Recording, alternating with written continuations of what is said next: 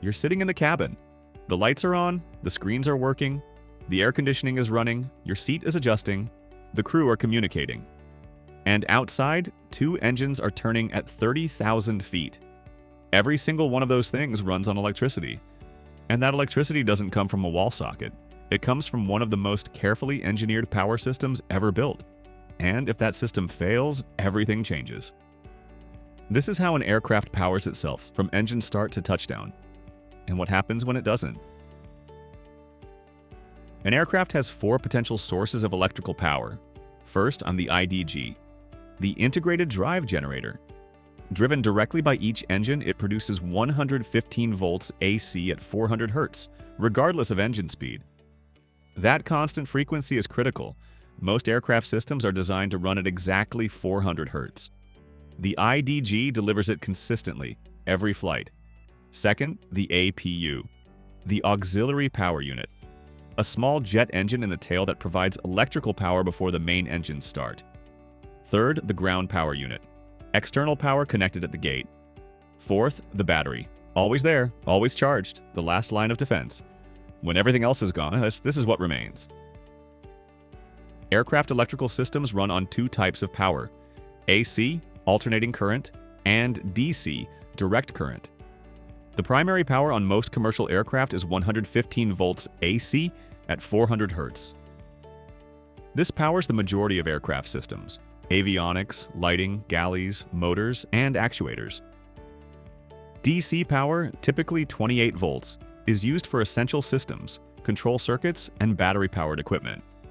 AC is converted to DC through transformer rectifier units. The 2 systems work together, each powering what it is best suited for. Remove one, and certain systems stop. Remove both, and you are no longer managing a system, you are managing an emergency.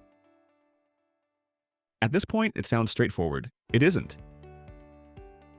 So, how does power get from the generators to the systems that need it? Through buses. An electrical bus is simply a distribution point, a conductor that receives power from a source and distributes it to multiple circuits. Think of it as a junction box. The main AC bus powers the majority of normal systems. The essential bus power systems that must remain operational even if the main bus fails. The emergency bus powers only the most critical systems, those needed to fly and land the aircraft safely. Each bus has its own protection. Each bus has a defined priority. If a generator fails, buses shed load automatically to maintain power to the most critical systems first. Not everything stays powered, only what matters most. Every circuit on an aircraft is protected by a circuit breaker, a small but critical device that monitors current flow through its circuit. If the current exceeds the rated limit, the breaker trips, it pops out. The circuit is isolated, the system stops receiving power.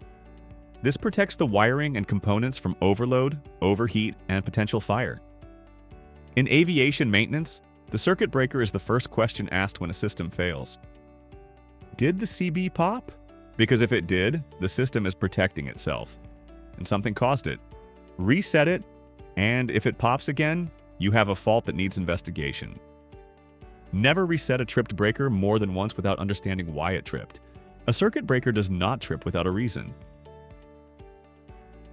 The APU deserves its own explanation, because most passengers have no idea it exists. It is a small jet engine mounted in the tail cone of the aircraft.